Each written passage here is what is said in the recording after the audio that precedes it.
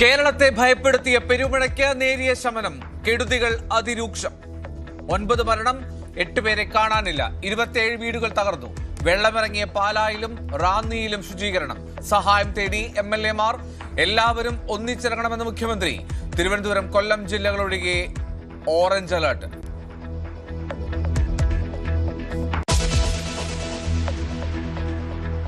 മഴക്കാലത്ത് സ്ഥിരം അപകട മേഖലയായ തിരുവനന്തപുരം മുതലപ്പുഴയിൽ ഇക്കുറിയും കണ്ണീർ വീണു.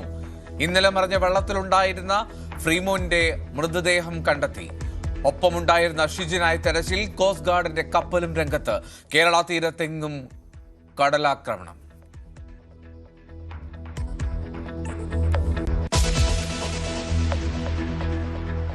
പ്രളയ സാഹചര്യം ഉണ്ടായിട്ടില്ലെന്ന് റവന്യൂ മന്ത്രി AP അനിൽകുമാർ. പമ്പ 3 മണിക്കൂർ കൊണ്ട് കരകവിഞ്ഞു. പത്തനംതിട്ടയിൽ അപ്രതീക്ഷിത മഴയുണ്ടായെന്ന് മന്ത്രി. കോട്ടയത്ത് താഴ്ന്ന പ്രദേശങ്ങളിൽ വെള്ളം കയറി. റോഡുകൾ വെള്ളത്തിൽ. ഉരുൾപൊട്ടിയ കിഴക്കൻ മേഖലകളിൽ വൻ നാശനഷ്ടം. മണിമലയാറ്റിലും മീനച്ചിലാറ്റിലും ജലനിരപ്പ് ഉയർന്നു തന്നെ. ആലപ്പുഴയിൽ പലയിടത്തും വെള്ളക്കെട്ട്.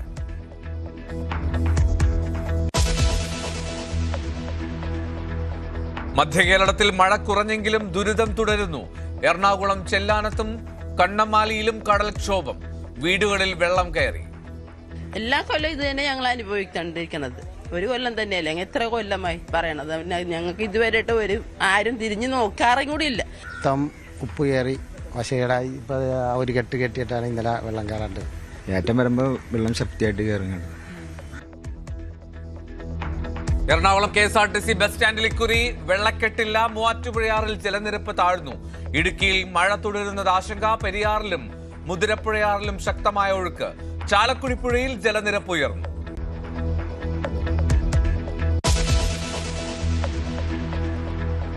ഭാരതപ്പുഴ നിറഞ്ഞൊഴുകുന്നു. ഒറ്റപ്പാലം, മീറ്റ്ന, മാന്നന്നൂർ, ഷൊർണൂർ തടയണകൾ കവിഞ്ഞു. ജലനിരപ്പ് ഉയർന്നാൽ പട്ടാമ്പിപ്പാലം കവിയും. അട്ടപ്പാടി ഫോറസ്റ്റ് ഓഫീസിലെ ജീപ്പ് മരം വീണ് തകർന്നു. മലപ്പുറം മക്കരപ്പറമ്പിൽ കാർ വെള്ളത്തിലേക്ക് മറിഞ്ഞു. മലപ്പുറത്തിന്റെ കിഴക്കൻ മേഖലകളിൽ മഴ തുടരുന്നു. ചാലിയാർ ജലനിരപ്പ് കൂടുതൽ.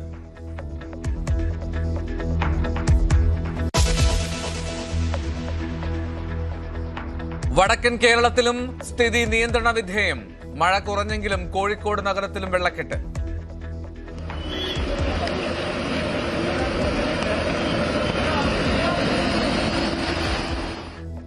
വയനാട്ടിൽ മണ്ണിടിച്ചിൽ ഭീഷണിയുള്ള സ്ഥലങ്ങളിൽ ആളുകളെ മാറ്റിപ്പാർപ്പിച്ചു. കണ്ണൂരിൽ മഴയുടെ ശക്തിക്ക് കുറവ്. പാൽച്ചുരത്തിലൂടെ ഗതാഗതം പുനഃസ്ഥാപിച്ചു. ഒഴുക്കിൽപ്പെട്ട ഹനീഫയ്ക്കായി തെരച്ചിൽ തുടരുന്നു. പയ്യാവൂർ ഏറ്റുപാറ റോഡിൽ പാലം തകർന്നു.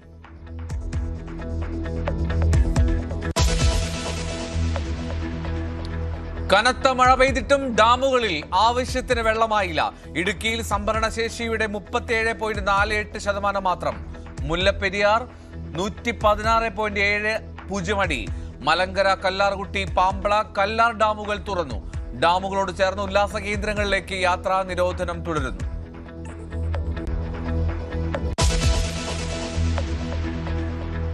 നാളെ മുതൽ മഴ കുറയും. 7-ാം തീയതി വീണ്ടും ശക്തമായ മഴയ്ക്ക് സാധ്യത.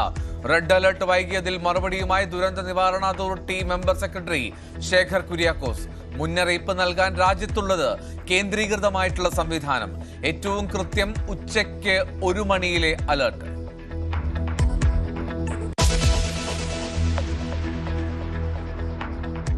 കർണാടകയിലും കനത്ത മഴ. ശിവമോഗയിൽ മണ്ണിടിഞ്ഞ കുഞ്ഞടക്കം 3 പേർ മരിച്ചു. ദുരന്തം പുലർച്ചെ 2:30 കുടകിലും മഴ ശക്തി പ്രാപിച്ചു.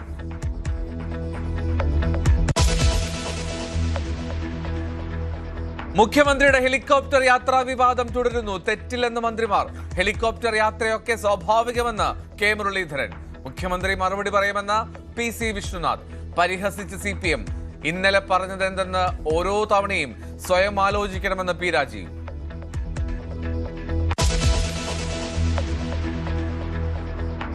തൽക്കാലം യുദ്ധം നിർത്തുന്നുവെന്ന് ഡൊണാൾഡ് ട്രംപ്. പ്രതികരിക്കാതെ ഇറാൻ. ഹോർമുസ് വിട്ടുതരില്ല എന്ന ഉറച്ച നിലപാട് തുടരുന്നു. പരസ്യമായി അമേരിക്ക യുദ്ധം പ്രഖ്യാപിച്ച് രഹസ്യമായി ചർച്ചയ്ക്ക് വിളിക്കുന്നുവെന്ന് ഇറാന്റെ മറുപടി. യുദ്ധം നിർത്തുന്നുവെന്ന ട്രംപിന്റെ പ്രഖ്യാപനം കടുത്ത യുദ്ധം വരുന്നുവെന്ന ഭീഷണി സന്ദേശത്തിന് തൊട്ടുപിന്നാലെ.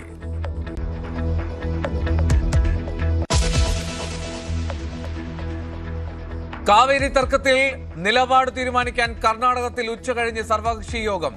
കാവേരി തടത്തിലെ ഹാരംഗി കബനി ഡാമുകൾ നിറഞ്ഞു. സർവകക്ഷി യോഗം വേണമെന്ന ആവശ്യത്തിൽ തീരുമാനമെടുക്കാതെ വിജയ് സർക്കാർ. തമിഴ്നാട് സുപ്രീം കോടതിയെ സമീപിച്ചേക്കും.